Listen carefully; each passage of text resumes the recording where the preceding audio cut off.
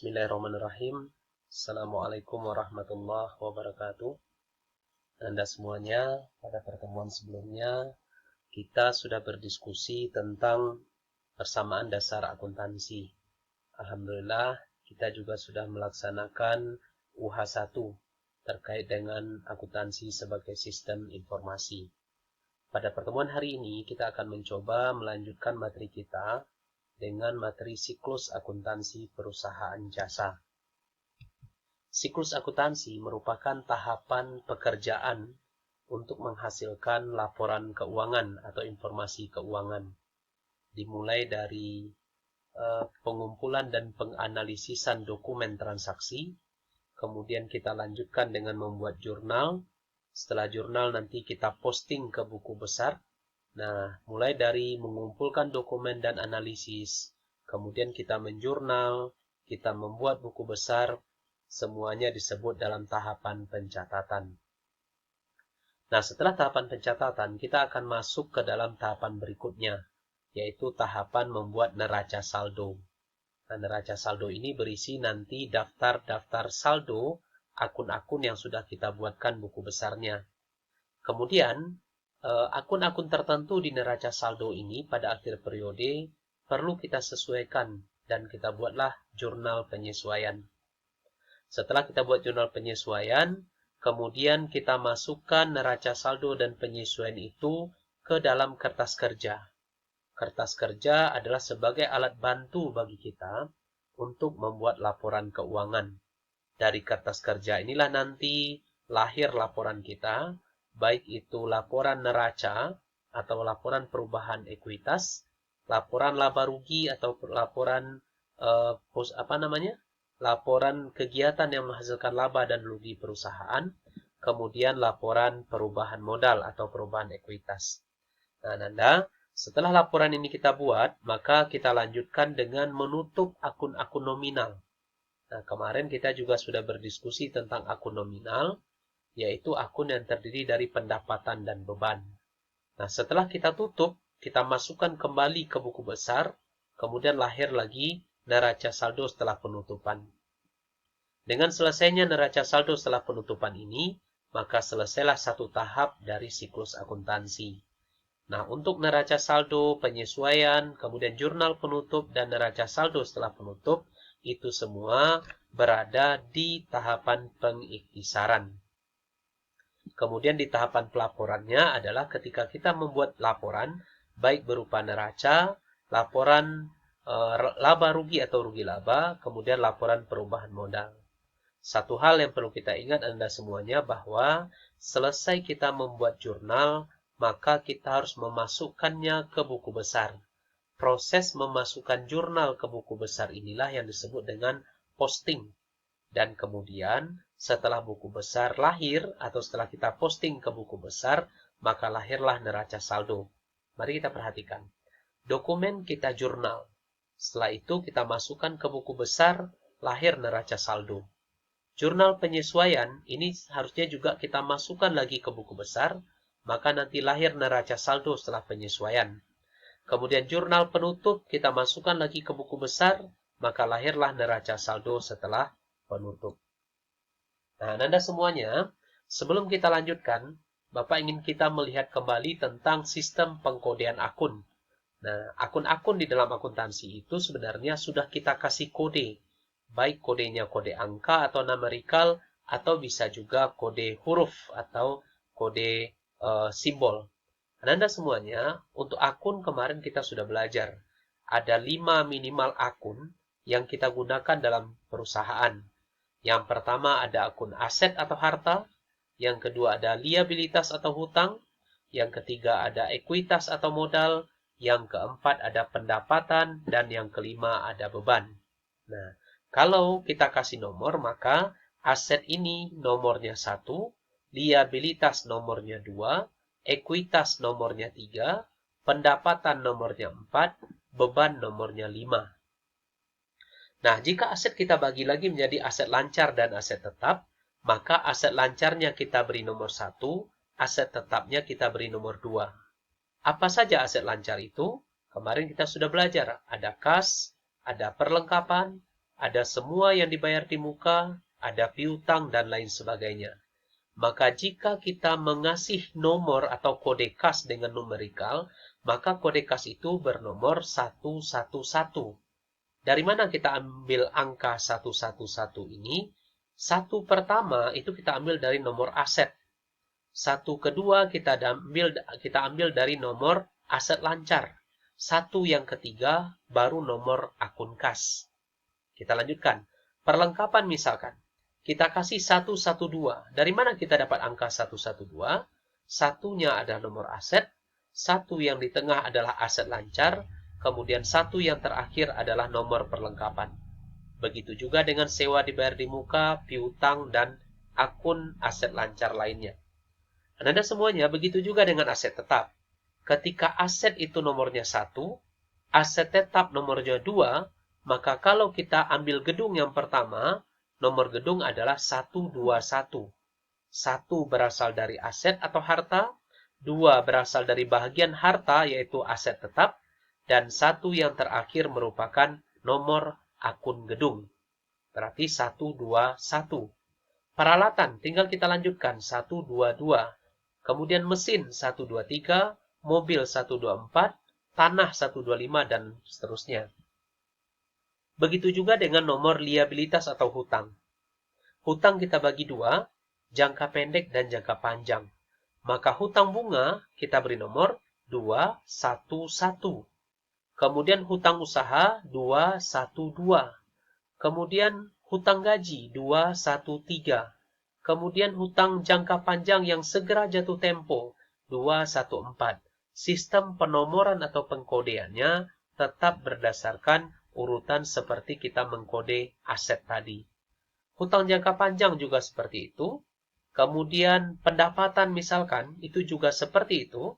Misalkan pendapatan jasa, maka 411 itu berasal dari 4 akun pendapatan, 1 pendapatan usaha, 1 lagi adalah akun pendapatan jasa.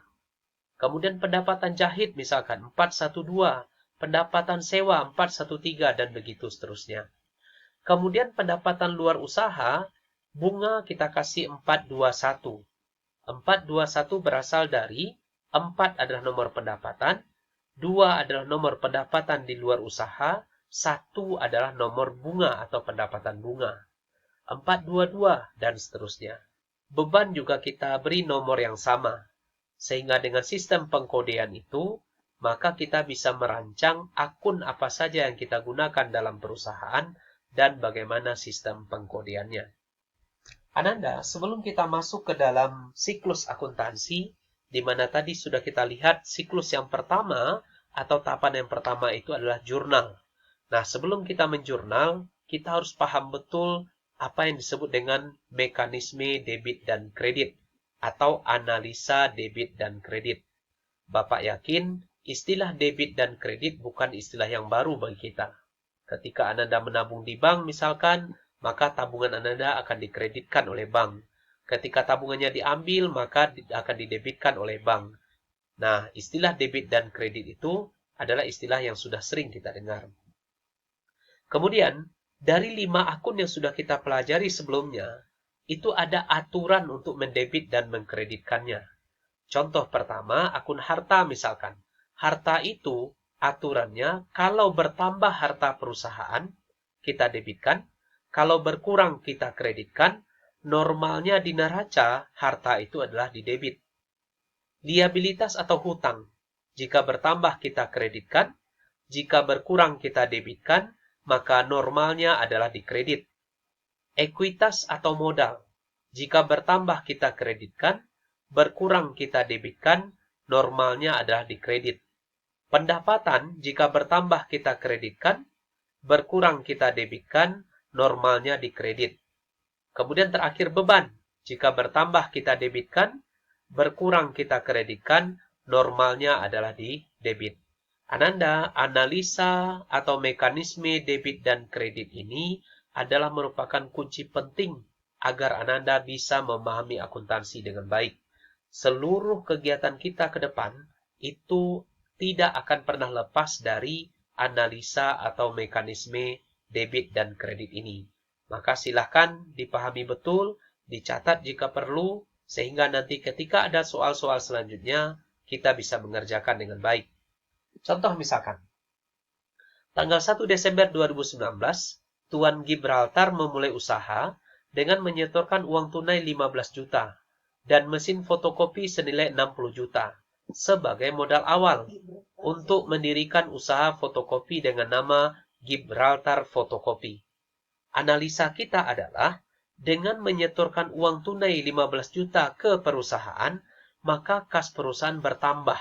Karena kas ini adalah bahagian dari harta, maka dia bertambah di debit.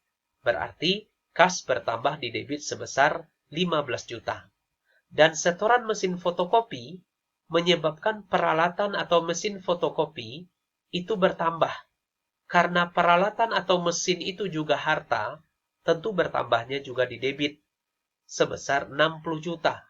Kita ulang, karena kas dan peralatan itu adalah harta, dan ketika dimasukkan ke dalam perusahaan, maka kas dan peralatan itu kita debitkan, karena dia sama-sama bertambah bagi perusahaan.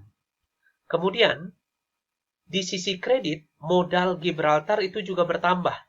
Nah, karena modal bertambahnya di kredit, maka tinggal kita tuliskan, modal Gibraltar atau modal Tuan Gibraltar bertambah di kredit sebesar 75 juta rupiah.